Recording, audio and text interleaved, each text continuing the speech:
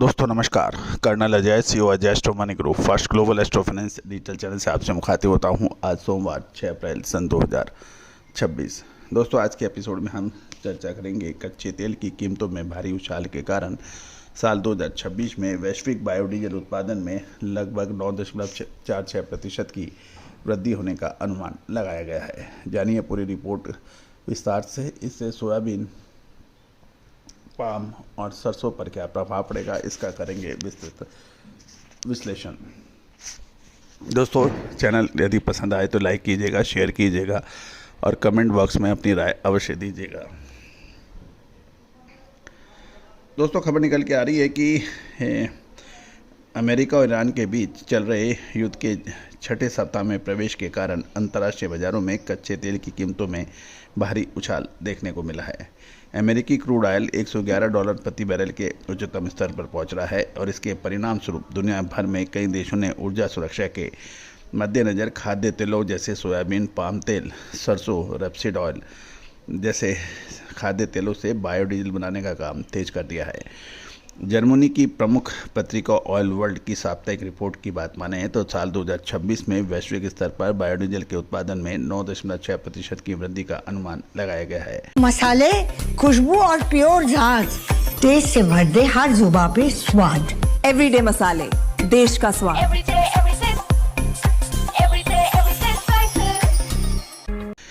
कुछ अग्रणी एजेंसियों का ये भी मानना है कि साल 2025 में जहां इसका उत्पादन 613 लाख टन था, वहीं 2026 में ये बढ़कर 671 लाख टन होने का अनुमान लगाया जा रहा है।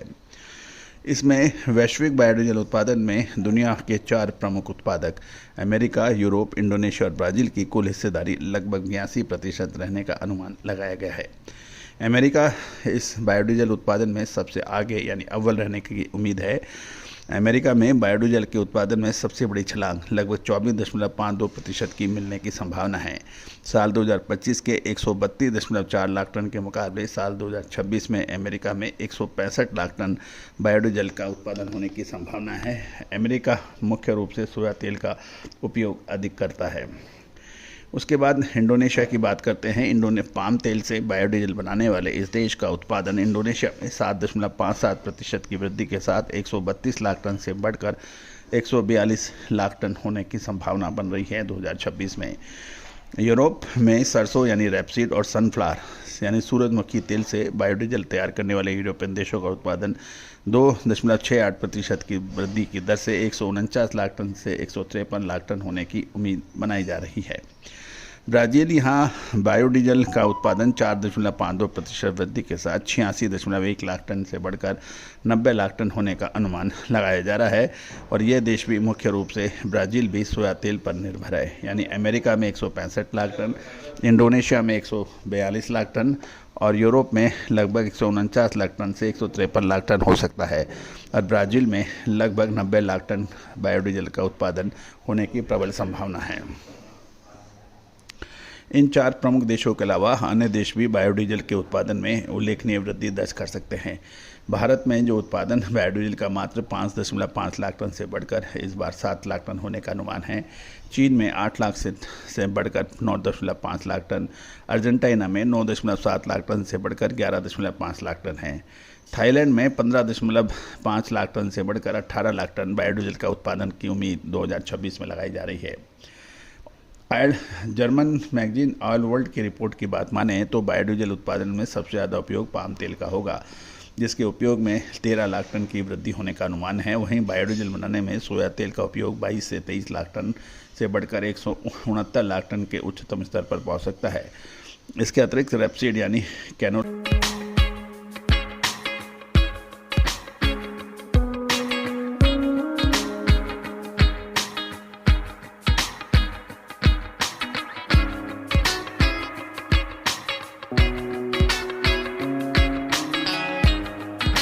तेल की खपत भी 14 लाख टन बढ़कर 99 लाख टन तक पहुंचने की उम्मीद है।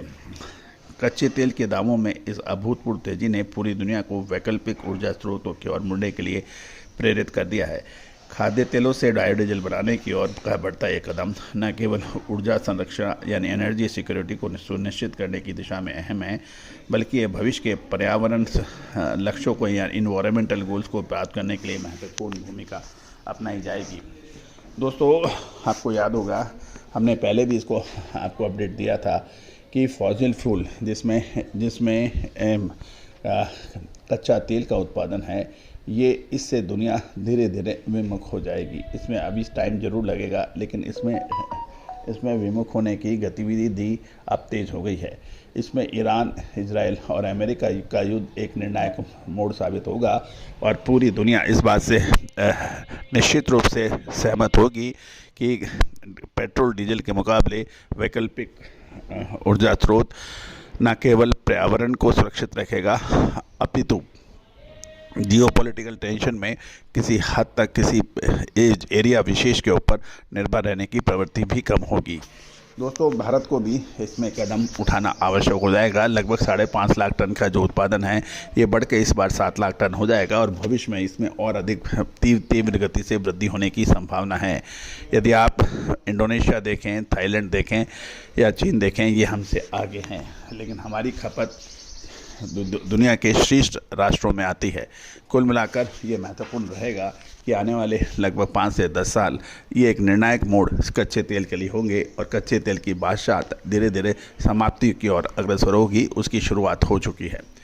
दोस्तों, आपको ये शो कैसा लग रहा है, आप अपनी राय अवश्य दीजिएगा और बायोडीजल से खाद्य तेलों की कीमतों पे भी एक सकारात्मक प्रभाव पड़ सकता है। दोस्तों, अपनी राय अवश्य दीजिएगा। साथ साथ आप किस कम्युनिटी पे आप प्रोग्राम चाहते हैं उसका भी उल्लेख जरूर कीजिएगा। All the very best, good luck, happy trading. शुद्धता ऐसी जो हर घर की पसंद बने। सुधा महेश ठक्कर, हल्दी के विश्वसनीय निर्यातक। आज ही संपर्क करें।